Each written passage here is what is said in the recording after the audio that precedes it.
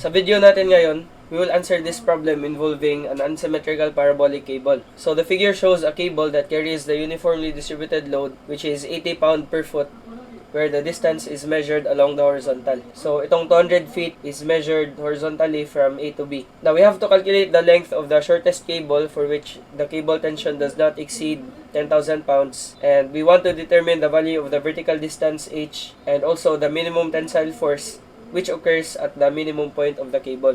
So what we will do here is we will develop multiple equations para makuha natin yung distance from point A going to point O measured horizontally and from point O going to point B.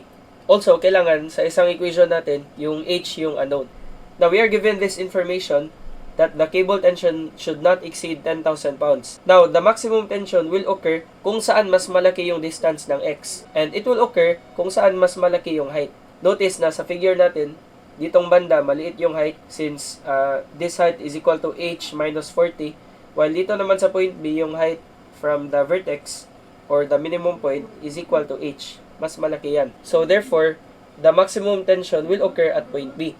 So, yung tinutukoy dyan na 10,000 pounds, andito yan sa point B.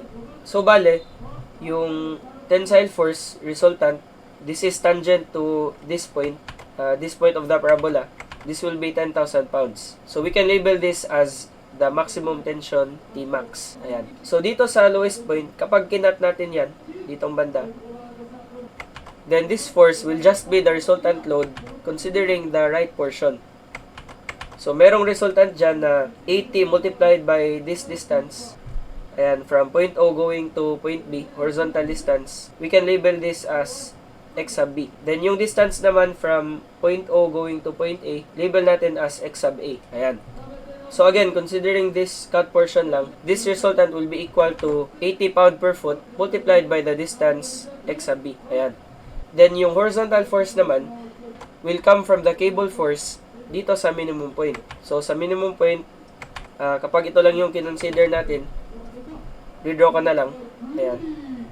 Ito yung minimum point. So, kapag minimum point, yung tangent line is also horizontal. Therefore, the force will also be horizontal, the force of the cable.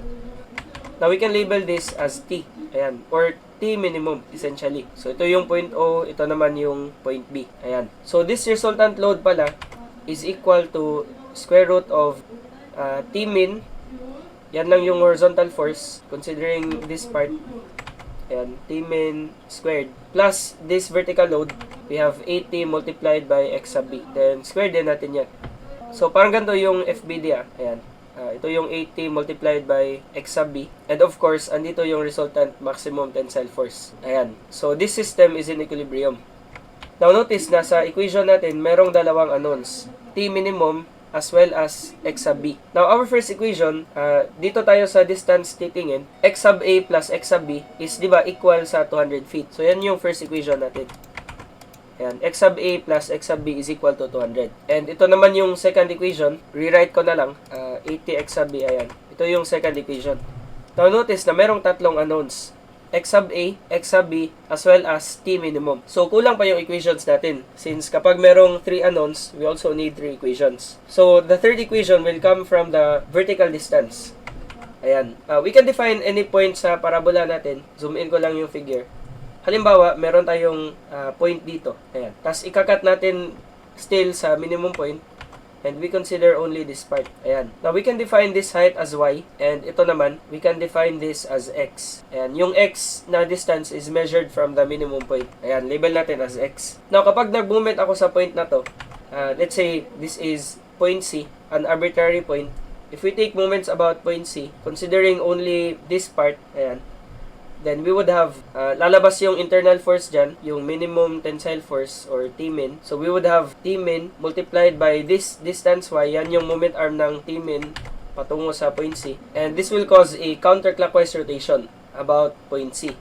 Now, equate ko na lang yung counterclockwise saka yung clockwise moments. Ito yung counterclockwise moment. Yung clockwise moment naman will come from this part. Ayan. We can define this as the resultant force of the distributed load. This will be 80, the value of the uniform load, multiplied by the distance x. So, 80x, yan yung force. And ano yung moment arm? Patungo sa point C. Diba yung magiging moment arm is kalahati ng x.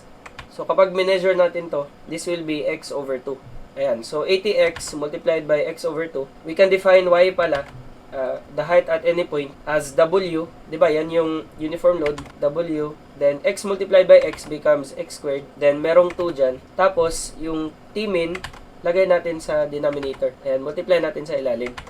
So, yung denominator becomes 2 multiplied by T-min. Ayan. This is the height at any point.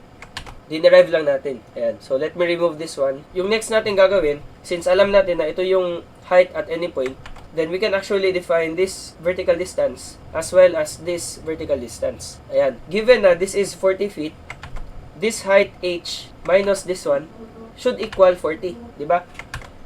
So, yan yung third equation natin. Bale, for the third equation, we have h minus y. Ito yung height h. Then, we can define this as y. So, h minus y should be equal to 40. This vertical distance. And we can define h naman since from the vertex, yung distance niya patungo sa point B is x sub b. Gagamitin na lang natin yung formula na yan. So, essentially, yung h becomes 80. Yan yung w. Yung x is x sub b squared divided by 2 multiplied by t min. Then, for this one naman, it corresponds to point A. The distance from the vertex patungo sa point A is x sub a. So, we have 80 multiplied by x sub a squared. Then, we divide this by 2 multiplied by t min. Ayan. So, ito yung h, ito yung y. This must equal 40. So, ito yung equation 3. Copy natin yan. Then, we will try to simplify. Yung 2 dyan, magka-cancel. Ito. So, yung 80, magiging 40 na lang. Notice na 40 is present sa lahat ng terms ng equation. Dito rin sa right side. Meaning, magka-cancel lahat ng 40. So, yung 40, magiging 1 na lang. So, we have x sub b squared divided by t minimum minus x sub a squared divided by t minimum. And this will equal 1. Again, nag-cancel yung 40 sa lahat ng terms, magiging 1. So, again ha, ito yung equation 3. Sinimplify lang natin. Now, we can multiply all terms by t minimum. So, yung mangyayari dyan, magka-cancel itong dalawa. And we are left with x sub b squared minus x sub a squared is equal to t minimum. Ayan. Now, what can you notice sa left-hand side ng equation? Diba, this is a difference of 2 squares. So, kapag difference of 2 squares, merong special product yan. This will be equal to x sub b, square root of the first term plus square root of the last term, multiplied by square root of the first term minus square root of the last term. Ayan. Then, equals t minimum. But what is x sub b plus x sub a? Diba, na-define natin yan sa equation 1 that x sub a plus x sub b is actually equal to 200. Therefore, we can replace this part. Gagawin natin 200 multiplied by x sub b minus x sub a equals t minimum. Ayan. And divide natin yung dalawang sides by 200. We would have x sub b minus x sub a is equal to t minimum divided by 200. Ayan. So, since na-simplify na natin to, move ko na lang to. Ito actually yung third equation. Ayan. Yung simplified form niya. We can use equation 1 and equation 2. Then, subtract natin yung dalawa. Ito kasi na term, yung merong square root of t minimum squared plus 80 multiplied by x sub b squared. Mahirap kasi yung i-simplify. So, let's play with the first and third equation. Ayan. Kopyahin natin to. And this is our third equation. We can rearrange this one. Gagawin natin minus x sub a plus x sub b is equal to t minimum divided by 200. Input ko na lang sa MathCAD. Tanggalin natin to and let's paste this one. Ayan. Again, this is equation 1. This is equation 3.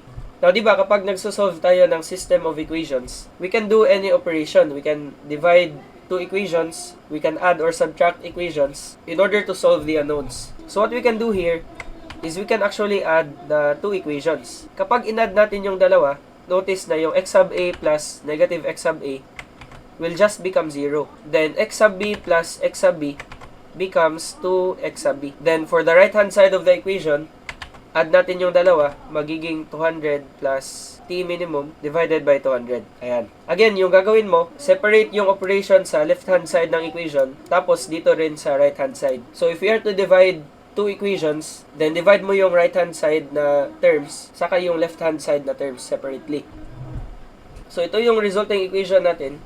We have 2x sub b is equal to 200 plus t minimum divided by 200. If we want an expression of x sub b in terms of t minimum, then we can divide this whole expression by 2. Kapag dinivide natin yan by 2, or minultiply by 1/2 na lang, reciprocal ng 2 is 1/2. So, di ba, magkakancel yung 2 dyan. Tapos yung 200, magiging 200 over 2 becomes 100.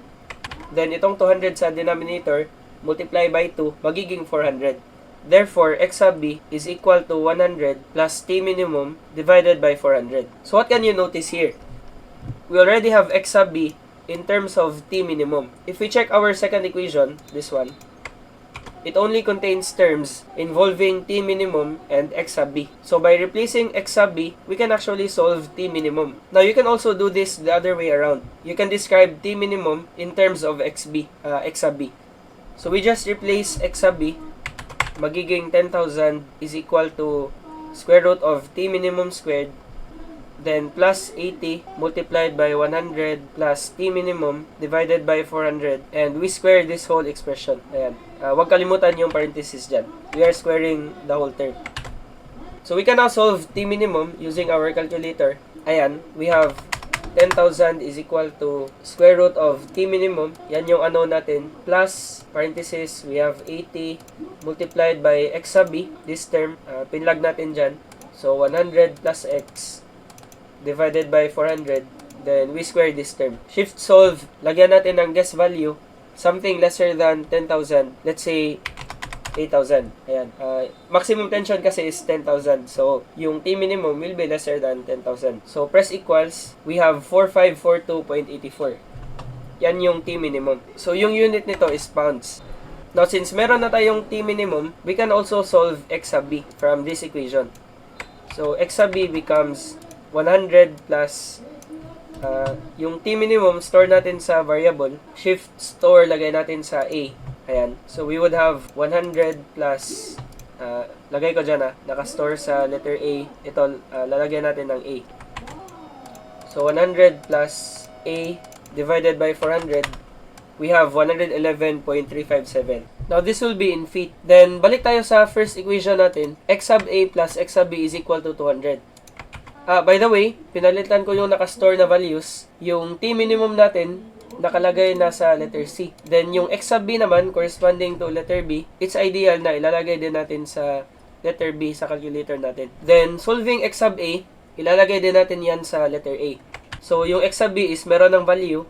Bale, X sub A plus B is equal to 200. So, essentially, X sub A is equal to 200 minus b. Then, yung b nakastore na sa calculator. So, we have 200 minus b. Ayan, yung 11.357. We have 88.642 or 643 kapag 3 decimal places. But we'll use the entire thing. Shift store, lagay natin sa a. Ayan, x sub a. So, actually, itong letter C, yan din yung sagot sa letter C ng problem. Determine the minimum tensile force. The tensile force at the minimum point. Now, for this one naman, determine the value of the vertical distance h. Yung distance h is defined as 80 x sub b squared divided by 2 times t minimum. Diba ito yung expression na dinerive natin kanina. So, lagay natin h is equal to 80 x sub b squared then divided by 2 multiplied by t minimum. Yung x sub b nakastore sa letter b. Yung t minimum naman nakastore sa letter c. So, we have 80 multiplied by b squared divided by 2 multiplied by t minimum nakastore sa letter C. So we have 109.186. Then this is in feet. Ayan. So kumplituhin na lang natin. X sub A is equal to 88.642. 643 pala. Feet. Ayan. So this is for letter B. Now for the last question, calculate the length of the shortest cable. Now this talks about the arc length. The actual length of this cable. Ayan. So, in order to solve that, we will use integration. Alam natin na yung arc length is equal to integral from a to b. And we have square root of 1 plus y prime, which is dy over dx. Emphasize lang natin, dy over dx. Then, naka-square yan. And we have dx. Ayan. Since our function is in terms of x. Or we can also define this as the length na lang, L. So the question is, ano yung A sa B? Yung A sa B natin, yung limits of integration, ganito yung setup natin. The minimum point, we treat this as our origin. And then, to the left of the origin, we use a negative sign. To the right of the origin naman, we use a positive sign. Now, we start from point A, which is to the left of the origin. So, negative x sub A yung lower limit natin. Yung upper limit naman will correspond to x sub B, which is to the right of the origin. Gagamitin nating sign is positive. So, we integrate from negative x sub A going to positive x sub B. And we have here square root of 1 plus dy over dx. Yung dy over dx, makukuha natin by differentiating the function na dinerive natin earlier. Yung height y at any point of the parabola. Diba ito yan? Wx squared over 2 multiplied by t minimum. Differentiating with respect to x, we have dy over dx. Ayan. We hold w constant since we are only differentiating the x variables. So w, yung x squared magiging, multiply natin yan sa front, magiging 2 minus 1 sa exponent, we have 2x. All over 2 multiplied by t minimum. So yung 2 magka-cancel, meaning dy over dx pala is equal to wx divided by t minimum. Ito pala yung slope at any point. Yung w is given sa problem, 80 pound per foot. So this will be 80x divided by t minimum. So, palitan natin yung expression na to. 80x over t minimum. Nakastore sa letter C yan. Then, squared. And we have dx. So, input na lang natin sa calculator. Anyway, nakastore lahat ng variables na yan. We integrate from negative a. Ito yung x sub a. Going to x sub b. And here we have square root of 1 plus 80x. Divided by t minimum. Nakastore sa letter C. Then, square natin yan. So, press equals, we have 280.09 feet. So, ganito lang yung pag-solve ng total length. Sa previous videos ko, split ko yung length ng left side ng vertex saka yung right side ng vertex. But this is actually the most efficient solution. Dito kasi na video, nag-derive kasi tayo ng expression para sa y. So, kaya in-introduce ko yung method na to. So, you may try this method out sa previous na problems natin and makikita nyo na same pa rin yung makukuha na values.